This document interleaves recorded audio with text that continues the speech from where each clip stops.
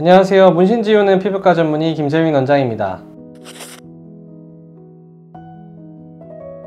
환자분들이 물어보시는 분도 많고 실제 가정용보다는 문신을 하는 곳에서 문신을 지웠다는 얘기들이 있어서 좀 찾아봤습니다. 저도 네이버 검색으로 이제 문신 지우는 레이저 약간 이런 식으로 문신 레이저 이런 검색을 해보니까 몇 가지 제품들이 나왔는데요. 한 10만원대 제품부터 한 200만원대 정도 제품들까지 굉장히 다양한 제품들이 가정용 제품으로 판매가 되고 있는 것들을 확인해서 좀 많이 놀랐었습니다.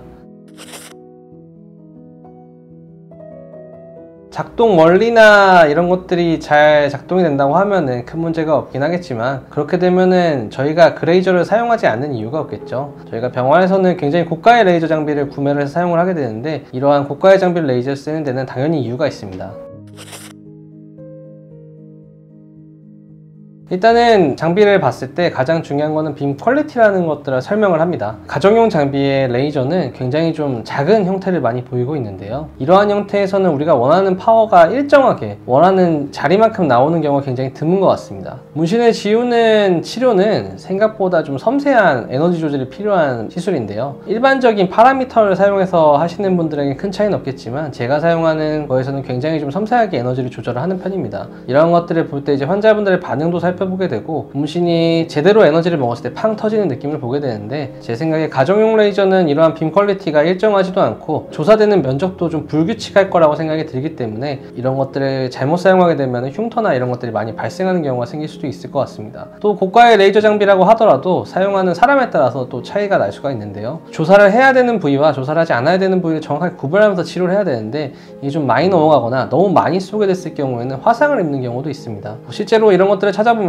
병원에서 시술받고 나서도 이제 이런 자국이 남았다 이런 경우를 많이 설명을 하시는데요, 이런 것처럼 당연하게 그냥 똑같이 하면 되는 시술이라고 생각이 되더라도 시술자의 상태나 경험이나 이런 것들에 따라서 굉장히 달라질 수 있는 결과라고 생각합니다.